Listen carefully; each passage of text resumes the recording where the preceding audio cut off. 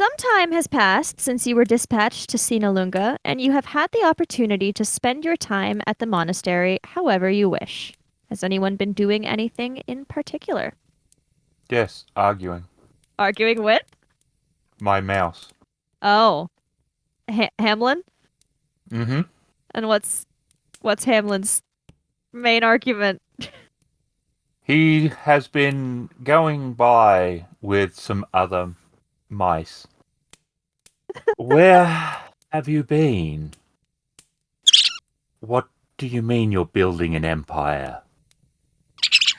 No, you're not the big cheese, and I'm not calling you Hair Whiskers.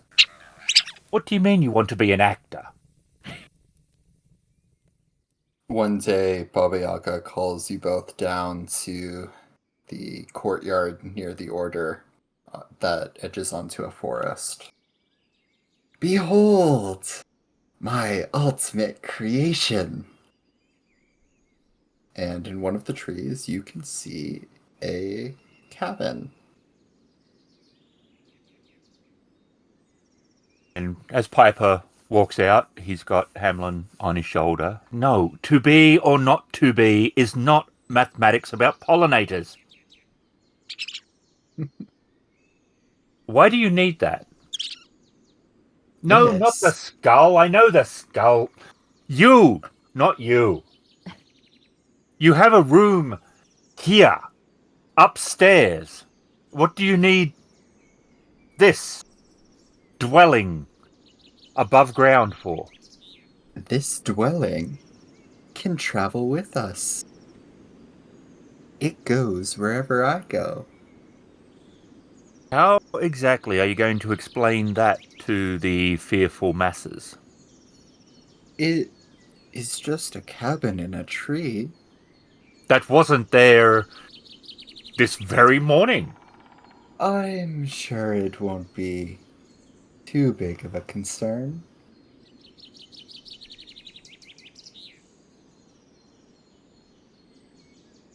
Look, we can store all of our traveling equipment in it.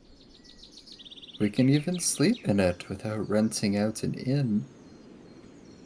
There are days I feel you are determined to see just how far you can push the peasantry before they decide to see if you would make kindling. I can make it so they can't see it. What, are you going to paint it brown? No, and Baba Yaga waves her hand and it sort of dematerializes. You can still sort of see it, but it's much fainter. You'd have to be kind of looking right at it to see it. How exactly does it move? I haven't worked out the intricacies of it exactly. All I know is that it does work.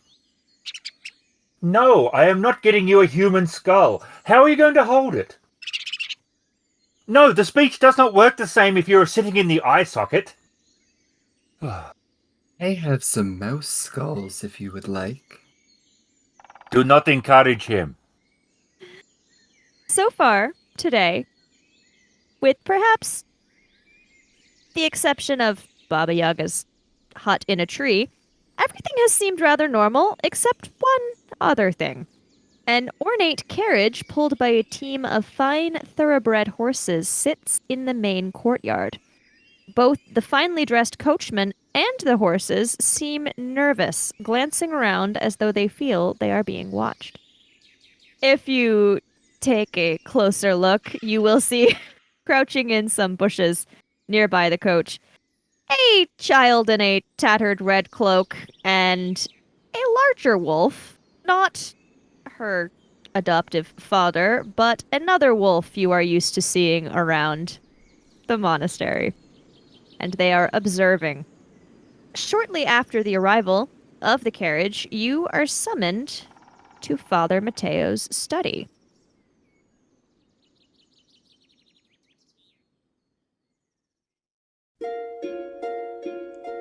Once upon a time, a child saved the world of fairy tales. His reward was a wish. The one who plots in the shadows saw an opportunity to tarnish the child's heart, whispering words of corruption to him. The child asked the king of fairy tales to grant the villains, accursed for centuries, a new life. This was to be their chance for redemption. This was how the villains became good. But any light needs a shadow, and in turn, the heroes became evil. At that moment, all fairy tales were shattered.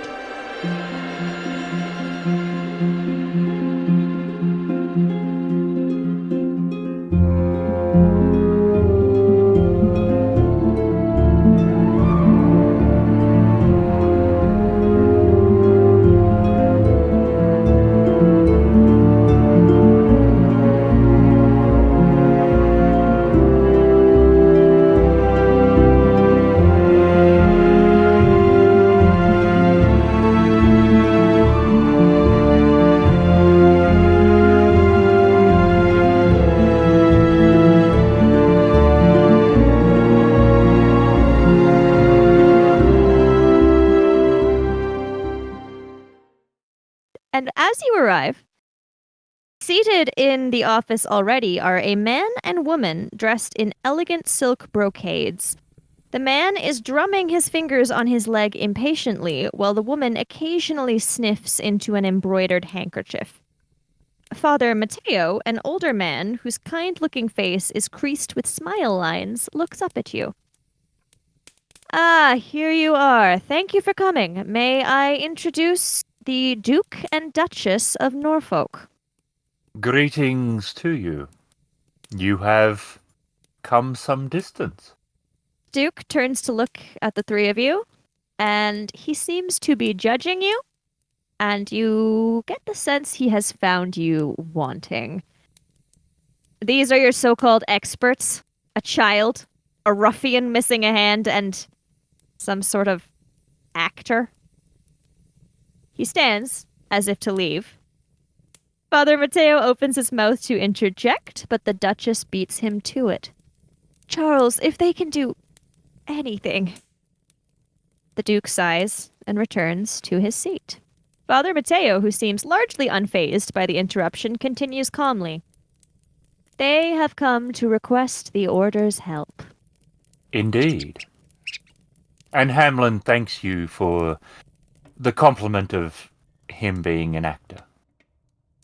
The Duke looks confused. Good. And Piper will pull up a seat and sit down.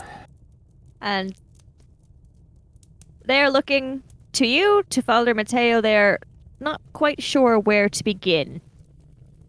The beginning. The Duke sighs. Before we proceed any further, I need assurance that this will be dealt with the utmost discretion. Discretion is our middle name. It looks doubtful. The Duchess continues softly sobbing in the background. And he says, Our daughter, Alyssa, she was placed into an institution I see. 5 months ago. We were assured it was, well, it is renowned for its effectiveness and discretion. Her letters home seemed, well, we knew she did not wish to be there, so it was hardly surprising that she would beg to return, make wild claims. However, in the past, well, after a month of her time there, her letters became more distressed and delusional, and then they stopped. Were you not able to check up on her? We have not gone in person. We did send someone, but they were unable to get in contact with the director. That seems unusual, as by your description, it has been a place that markets itself to the rich and famous. They are not usually unavailable. Wonder is effective, but unusual. I do not mean to be indelicate, but what is the nature of your daughter's affliction? She was out of control, simply incorrigible. She had demonstrated impossible behavior. She was rebellious. She would not listen to a thing we said. It was unseemly for a young noblewoman. It all came to a head when she rejected several promising marriage proposals. Her mother and I simply despair of her. We were told that Wonder had very promising results. And how did she deteriorate when she was there? Delusions. What kind of delusions? Her early letters were to be expected. She begged to come home. Later, she talked of strange creatures and shadows stalking the hallways. Look to our leader? Not Baba Yaga. Your feelings on this matter? It is certainly out of the ordinary. And there is one other thing. One of your fellow residents here seems to feel there is some merit to their concerns. If you wish to speak with Regina afterwards, she had some thoughts on the matter. Would be prudent, I would say. Any thoughts, James? No, I understand it's not your usual thing. there are no inquiries. I believe I understood it. We can certainly investigate. However, it is quite possible that she has simply escaped the place that she was put in. Look, we wish you to find our daughter and determine if there is anything odd going on at this establishment. After finding her, then what? Well, return her to us, of course. Look back to Father Matteo to see if he agrees with this assessment? He is not her parent and does not feel he has much say in the matter. He is not going to say anything, at least while they are there, Howard. says Piper, apropos of nothing. Once more unto the breach, dear friends. We can look into this matter discreetly. We can make no promises yet as to the outcome. With any luck, she'll at least have been slightly cured before whatever happened. There is also the possibility that her mental state has deteriorated. And this is just an unfortunate natural occurrence. But we will do our best. I don't think there's anything wrong with her mental state.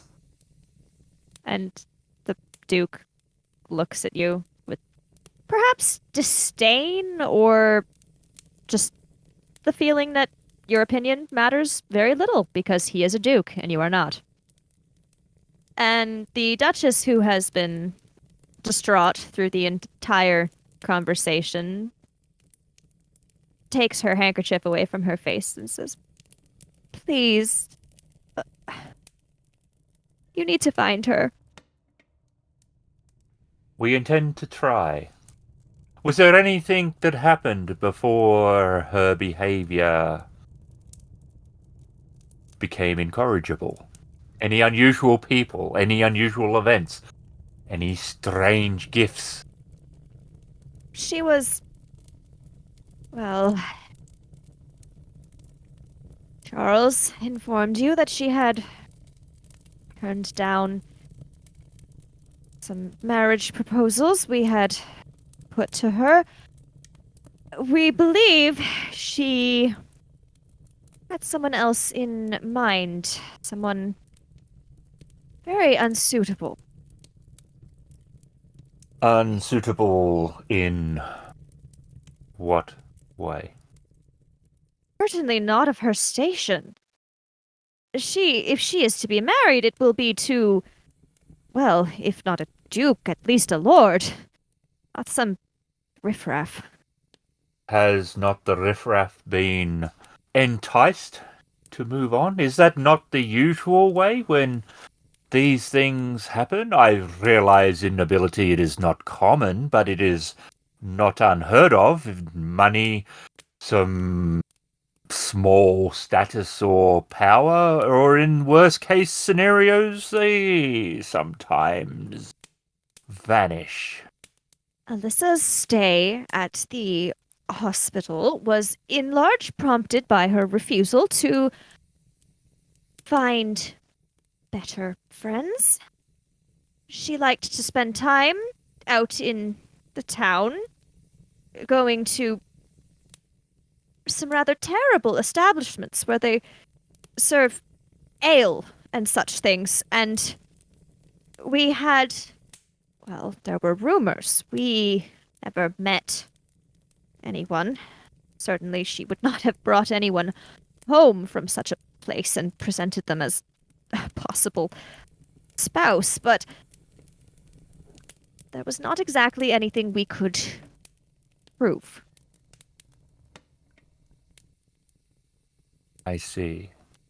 We had to do something before the rumors grew. Of course. And the Duke and Duchess will stand and say, "Is there anything else, or may we leave?" And Father Mateo will turn to look at you three, and did you have any further questions? Not for these two, no. And if neither of the other two ask anything, he will say, "I believe we have everything we need. We shall contact you once we have a resolution." And they head out, presumably back to their carriage. Yes, Hamlin, I agree. The man is a fool. If not for them, is it for me you have questions, or Regina?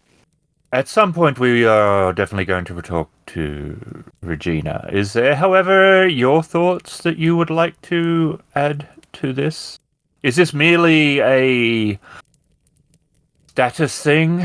We are pandering to the nobility, or do you feel there could be something in this? Obviously, Regina does. Well, unfortunately, it can be the case that nobility can request favors from the church that others could perhaps not. In this case, Regina's feeling on the matter, I would not necessarily have thought there was much to it. A hospital for the mentally unwell would certainly spawn some concerning letters. It is concerning that the girl has not been heard of for, well, 4 months now, if their timeline I is agree. correct. The trail And is pretty cold. that is true. I could have dismissed it as a case for not the order but local authorities to look into, were it not for Regina's take on the The situation. discretion being the better part of nobility.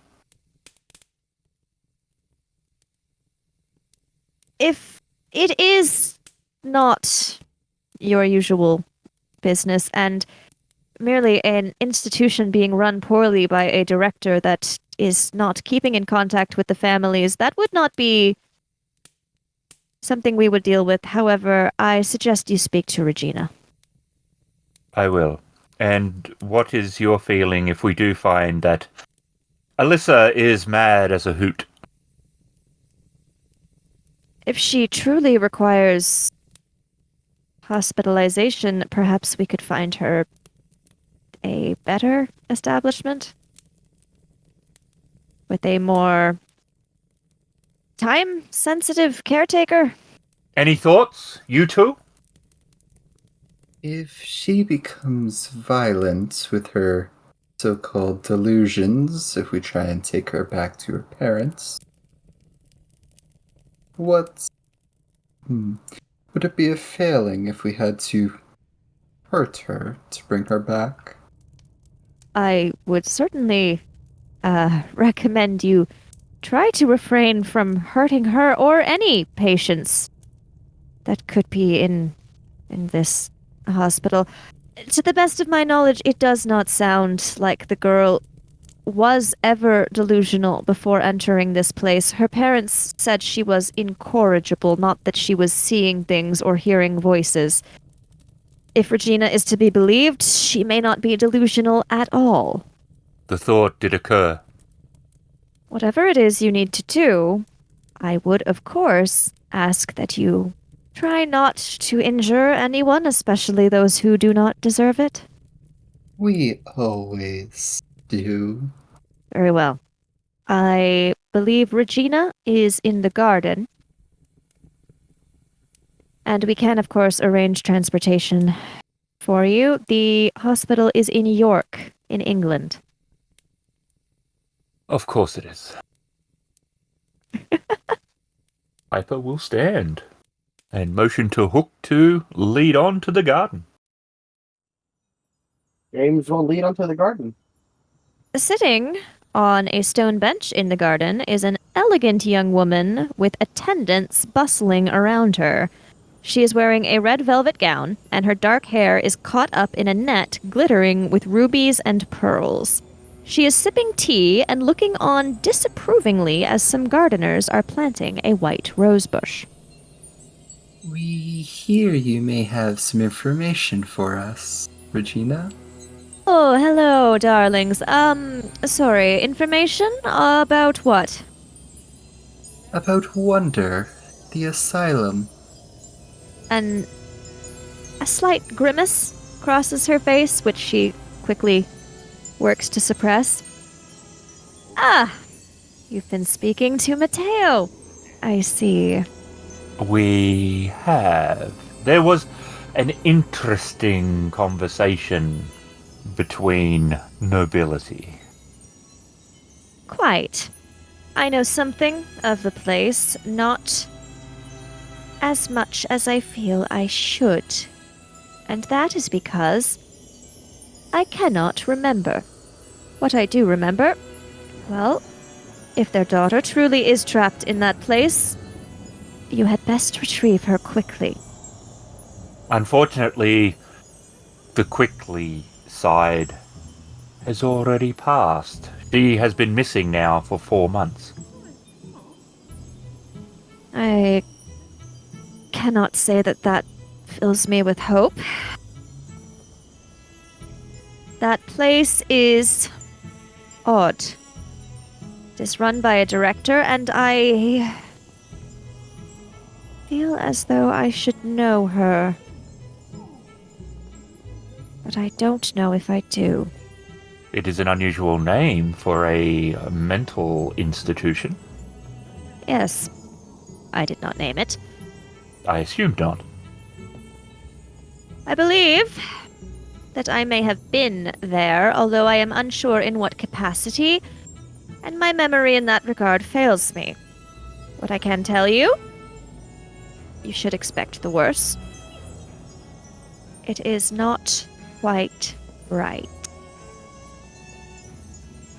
Not quite right is our speciality. Well, then I'm sure you'll fit in just fine.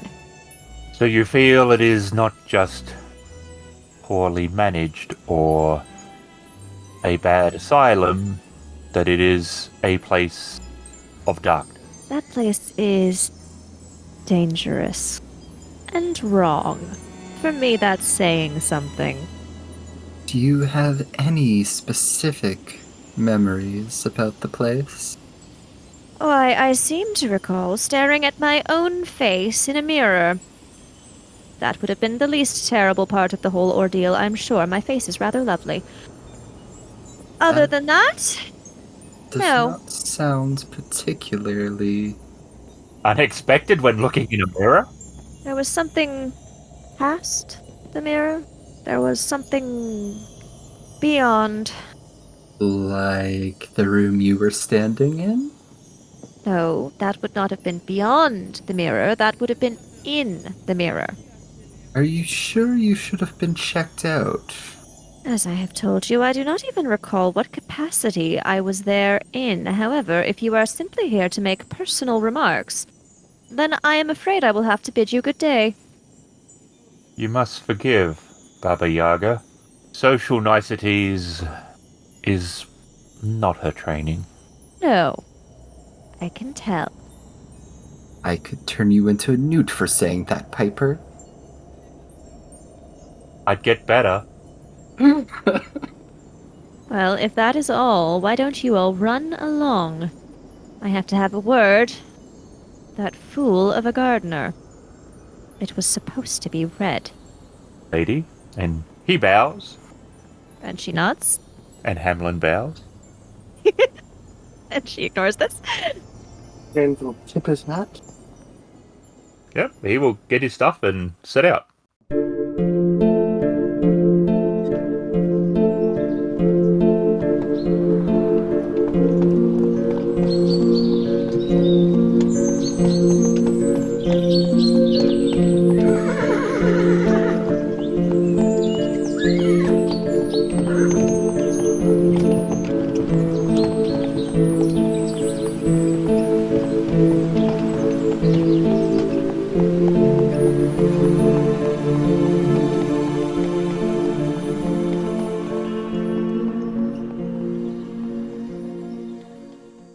And your carriage pulls up to a large property rather far away from anything. The grounds of Wonder are full of dead flowers and overgrown bushes. Ahead of you is a large building that looks relatively new, but not particularly well maintained. A large front door is the only entrance you can see. This does not look like a place the nobility would entrust their offspring to. That is not up to us to decide. It is rather ominous. Very well, walk up and hammer on the door. Nobody responds. Rude. Have you tried opening the door? I have not. You've seen me standing here. I knocked. You did see me not try the door, other than rapping upon it. You should try opening the door. Piper contemplates opening the door or smacking Baba Yaga over the head with his cane. Does he do either? He considered he could actually do both. Yeah, one hand, door, one hand.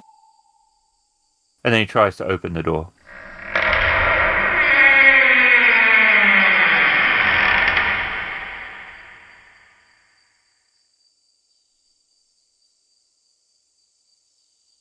After you, Your Eminence. The Duchess. Baba Yaga will enter the asylum. James will enter. All right, as you step through the door, you notice 3 people in front of you. But then realize the whole wall opposite you is covered in an enormous mirror. The other walls and floor are white, and the morning light filters through windows on the west wall, the only windows you can see. Over the windows is a large inscription saying, "In this place, madness becomes reason, so that the sick can become healthy again." In the center of the room sits a large fountain in the shape of a tree, which fills the room with the sound of trickling water. Colorful fish swim lazily in the water at the fountain's base. The east wall has 3 doors. The door in the center is a normal size, while the door to the right is twice the size and the one on the left is barely half the normal size. One more door catches your attention, on the floor next to the fountain, but you realize it is a painting done so skillfully as to appear real. No one else is here, but you see a small white rabbit peeking at you around the base of the fountain. Around its neck is tied a ribbon, which is holding a small scroll of paper. Baba Yaga will crouch down and slowly try and approach the rabbit. The rabbit is unafraid and seems to be fairly used to humans and will allow you to catch it.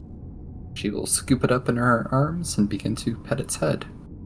After a moment, she will take the scroll and untie it from the rabbit. All right, and I shall send you what it says. And I absolutely have a feeling someone's going to make a comment about what it says. We shall see. All right. It would appear that they knew we were coming. You are not welcome at Wonder, as you are not here seeking something, but someone. This place welcomes only those who need healing of the mind, says the director. And I'm going to send something to both Baba Yaga and Piper, as you both do at least magic adjacent sort of things. Lots of things to look at in the room. There are. Then Baba Yaga remembers what Regina said about looking past the mirror and seeing something that wasn't normal. So Baba Yaga will walk to the mirrored wall and stare into it and see if she can make out anything out of the ordinary other than She sees her herself. own face. It's up to her to decide whether or not that's out of the ordinary. She's not particularly well groomed, so it's a little bit frightening to most people. Yep, Baba Yaga does not see anything unusual about the mirror, except perhaps that it takes up a whole wall. There doesn't appear to be anything beyond it. Certainly not that she can see. She can see the reflection of the room they're in. Something has touched this place. It is not as it appears. I was thinking the same thing. What do you make of the doors? I don't know yet. And she will walk over to the doors and inspect them. They are doors of varying sizes. They've all got a handle. They don't appear to have a lock on them. The Broken Tales RPG is released by the World Anvil Publishing, starring Ghost as Piper, SPG as James Henry Hook, Shadow as Baby Yaga, Emily is the Storyteller. Sounds and music by Syrinscape.com and Epidemicsound. You can find us at critfail.com. He doesn't know that. Well, he might know that, but... He knows that you are not a duke. For one, you are a female. And a child by his eye. Well, I'd better not insult this child. She could be a duke. A duchess. I am not A duchess. Duchess.